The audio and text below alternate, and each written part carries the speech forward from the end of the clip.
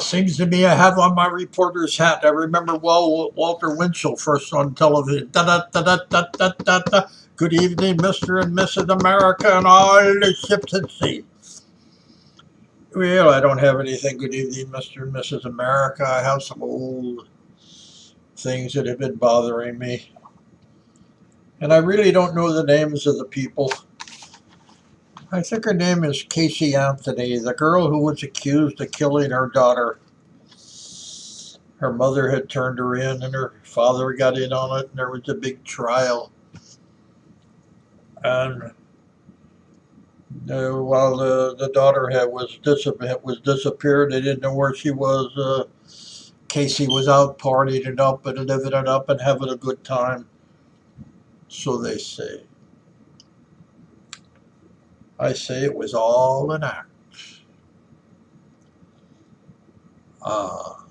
They had a trial, and she was presumed not guilty, which I believe was a very just verdict. Not guilty. I don't think she was guilty of murdering her daughter.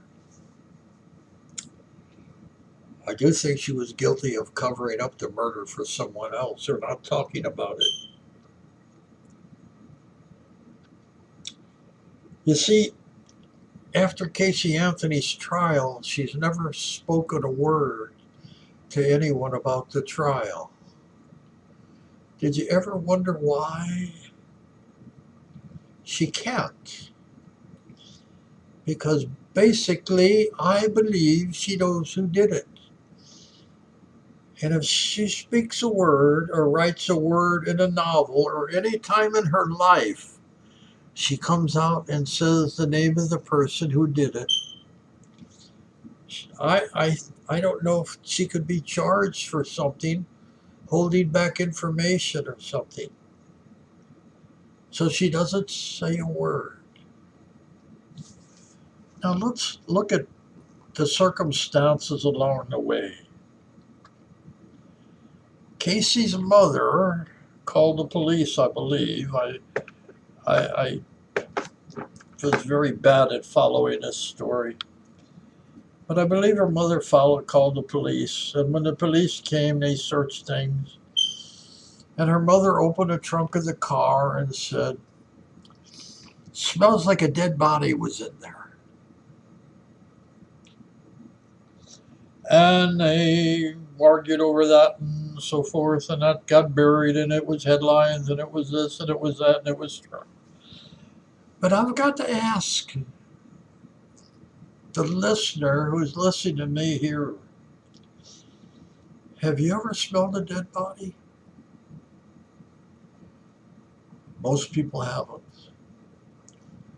Over 99.9% of the people in the world have never smelled a dead body. Or in this country, anyway. Since the Civil War. Maybe the Civil War when bodies were laying around. But since the Civil War, people haven't. They wouldn't know what the odor of a dead body was. So they draw an assumption that it smells like a dead body in there. That's an awfully large assumption for someone to take who didn't know that there was a dead body in there. Then the second thing that brings me to light on this is when Casey was in the police station and talking to her mother on the phone, and they got into a little bit of squabble or whatever, and she said, "But Ma, you're out there and I'm in here." Almost like telling her mother, it should be the other way around, shouldn't it? Why are you doing this to me when I'm covering up for you? That's what that whole statement to me said. And then let's take topic number 3.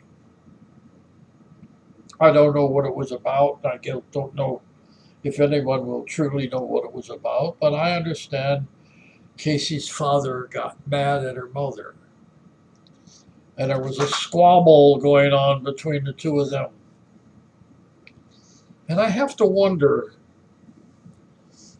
if he wasn't trying to get her to fess up and get Casey off the hook. And that's what the argument was about. I just got to wonder about those three things. I don't think Casey did it.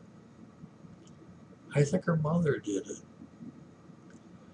No, her mother can get all upset and sue me if she wants, but I got nothing. I have nothing but a damn good opinion. And I'm pretty good at putting the end to things. If you looked at my blog on the Atlanta child murders, I could have saved a lot of lives there if they would have listened to me. If you watch homosexual birthing, I could save a lot of future grief for people if they would only listen to me. So anyway, I'm just throwing this out here for people to listen. I would like to meet Casey. I really would. She's holding back because of the reasons I say. She can't tell who did it because I think the wrath of law would come down on her for holding back, and the reason she can't tell who did it is because she loves the person who did it. That's it. Have a good day, and God bless.